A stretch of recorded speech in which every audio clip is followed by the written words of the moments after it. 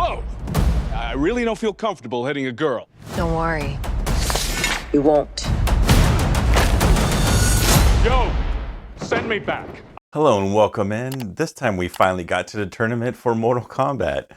Mortal Kombat 2, takes place after the events of the first film. That movie came out in 2021.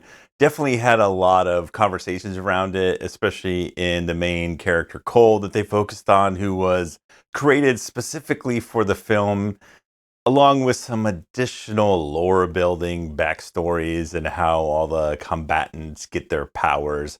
So I know there's a lot of people who really did not like that first film. I myself found it all right.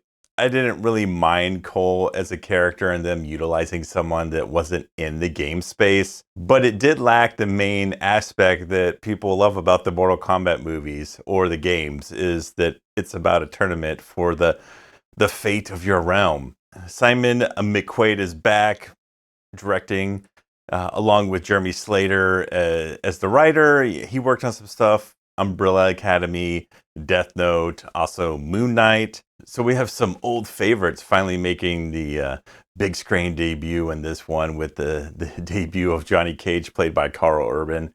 And I like Johnny Cage as a character, but I never liked him as a fighter in the game. I've played a majority of the Mortal Kombat games. I could never get around his fighting style in those. You also have Adeline Rudolph here as Katana. Louis Tan returns as Cole a little bit. And then you have Josh Lawson returning as Kano, which is interesting because I just realized he plays one of the doctors in St. Denis Medical, which is a pretty funny Office-esque style show that takes place in a hospital.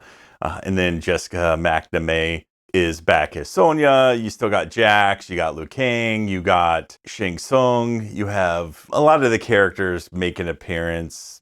Well, some of the main characters. I still think they're missing a lot, but there's way too many characters in the Mortal Kombat universe. With any kind of movie game, especially a fighting game, it's always hard to try to turn it into a movie adaptation. And I think for the most part, they did a good job of replicating a lot of the stuff in the game for this one. I know a lot of video game movies can be either very bad or very good, and I think most people think most video game adaptations are pretty bad, especially when you get to some of the horror genre-based stuff. With this sequel, I think they did a really good job of really bringing the tournament aspect to the game, and the story itself is very similar to a story you would see in the Mortal Kombat video games, which out of any of the fighting games, I think the Mortal Kombat series has the better storytelling and how they do a story, whether it's the Mortal Kombat stuff, the DC games that they also created. I think they did a really good job of weaving in a story to a fighting game. And the movie really balances trying to focus on Katana's story, but also Johnny Cage's story, whereas Johnny Cage is trying to find the hero inside him to actually want to be a part of the team and not just run away.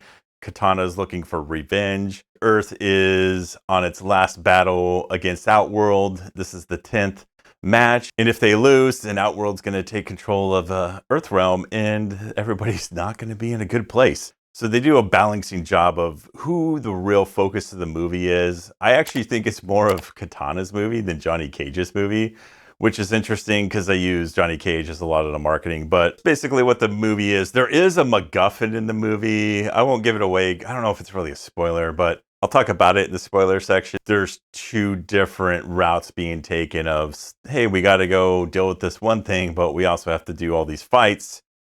And I think that's where the movie is strongest, is in the action. I think all the action set pieces there are pretty fantastic. There is one that I felt a little questionable, but you do have some really great fight scenes. They bring a lot of levels from the games into the movie, which is great to see, even though the backgrounds looked a little questionable with the special effects.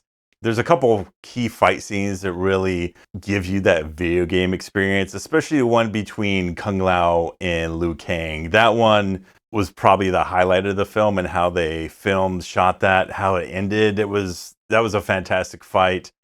There's also kind of the climax fight that I thought was really great, and how they utilized some of the powers and the abilities of these characters in the film. I would say the weakest one is probably the first fight you see with Johnny Cage and Katana.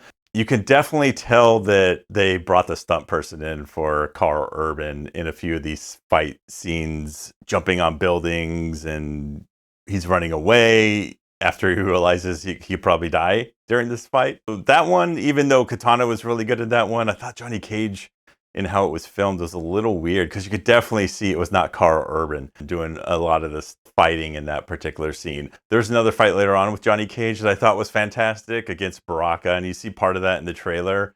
That one was really fun, and I'd probably say that was maybe the second best fight just because of some of the comedic timing with Johnny Cage along with Baraka's character, who is, if I recall, I think Baraka is technically a good guy, but he's kind of designed as a bad guy. I could have been mistaken, so don't quote me on that one. The action here is great. The story, the story is the story. It was fine. It got people from A to B. It's nothing super special. They did decide to kind of move away from some of the stuff they tackled in the first movie, trying to build this world and how the characters get their powers. Because I think they went some kind of like Metachlorian route or something in the first movie, if I recall. And I know a lot of people did not like that. I thought it also was probably a little bit cheesy. I think it should just be like, okay, they just get powers because the gods give it to them. Sounds like an easier explanation if they're chosen to be the Earth Realms fighters. I think everybody was great in this. You do have a couple of because there are so many bad guys in Mortal Kombat. You do have Shang Tsung, which I always thought the actor they chose was a little weird because he's the character he played in The Dark Knight. He was kind of a Weasley accountant in that movie, and so anytime I see Shang Tsung, I always think about that guy in The Dark Knight. He is pretty much sidelined. He's in a few scenes. You also have Quan Chi, he was in here. And Quan Chi he's like a necromancer, so this is kind of how they get around bringing people back into the movie, because if you know, Kano died in the first one. Every time I saw him on screen, I just thought about Death from Bill and Ted. Like, I don't know, there's either something with how they did the makeup or just kind of the actors' mannerisms just really felt very much like Death from Bill and Ted. And so the performances, I think, were good. I thought those two were a little I know, iffy just because of how they were portrayed. The look of the film, I mean, for the most part, it's a Mortal Kombat movie. It's going to have tons of special effects. And for the most part, I think they do a good job. Some of the fatalities, which they do have a lot of and are fantastic to see on the big screen, do feel a little cheesy in how they deal with the blood and some of the body parts being dismembered or impaled. But it's a lot of fun. And so Mortal Kombat 2 is definitely a step up from the first one. It's not high cinema. If you're going for a Mortal Kombat movie and you're expecting high cinema, you're definitely watching the wrong movie. It's definitely a movie I highly recommend checking out in the theater if you're into great action, fun characters, can get around cheesy stories that have a MacGuffin, and really replicate what the video game is about. I would give Mortal Kombat 2 3 stars.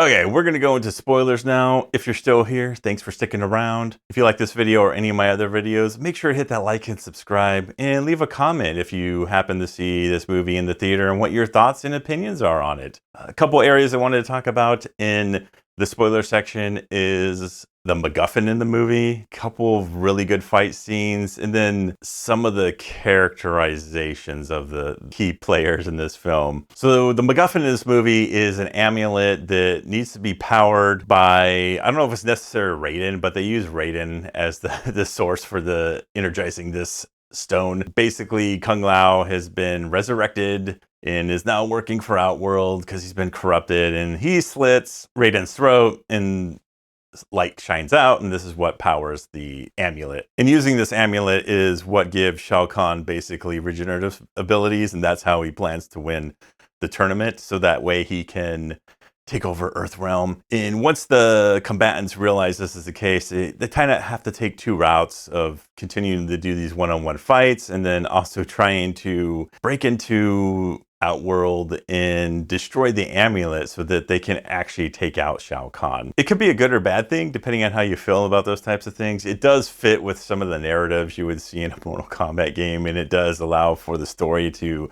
play out similar to the single player experience in a Mortal Kombat game. So overall, I thought the amulet MacGuffin component was all right. So the fights here I wanted to talk about, there's the Liu Kang and the Kung Lao one, which is fantastic. It's very reminiscent of what it would feel like playing the video game. They use a lot of their special moves. And this, I think, was probably my favorite finisher in the movie. Is there's this moment where you think Liu Kang's going to lose. He basically psychs out Kung Lao and grabs his arms and makes him land on his hat that is currently spinning in the floor.